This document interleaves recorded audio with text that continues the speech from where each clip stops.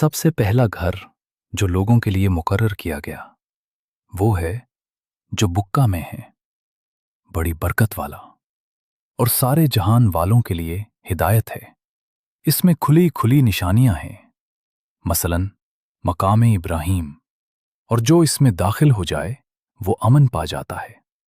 और अल्लाह के लिए इस घर का हज करना लोगों पर फर्ज है, हर उस शख्स पर जो उस तक पहुंचने की इस्तिताअत रखता हो। और जो कोई इनकार करे तो अल्लाह सारे जहान से बेनियाज है। कह दो, ए अहले किताब, तुम अल्लाह की आयतों का इनकार क्यों करते हो, हालांकि अल्लाह तुम्हारे सब आमाल पर गवाह है। कह दो, ए अहले किताब, तुम ईमान लाने वालों को अल्लाह की राह से क्यों रोकते हो, इसे टेढ़ा करना चाहते हो, हालांकि तुम खुद गवाह हो और अल्लाह तुम्हारे आमाल से बेखबर नहीं है।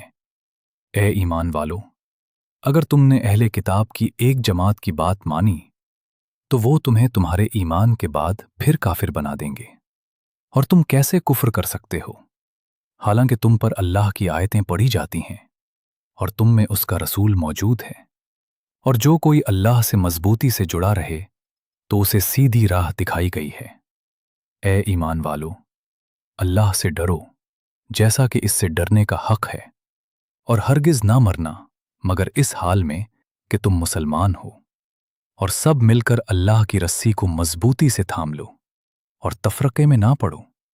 और अल्लाह के इस एहसान को याद करो जो उसने तुम पर किया है।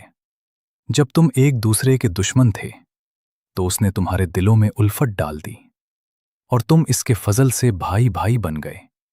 और तुम आग के गड्ढे के किनारे पर थे तो उसने तुम्हें इससे बचा लिया।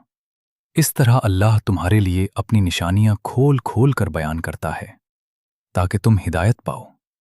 और तुम में से एक जमात ऐसी होनी चाहिए जो भलाई की तरफ बुलाए, नेकी का हुक्म दे और बुराई से रोके।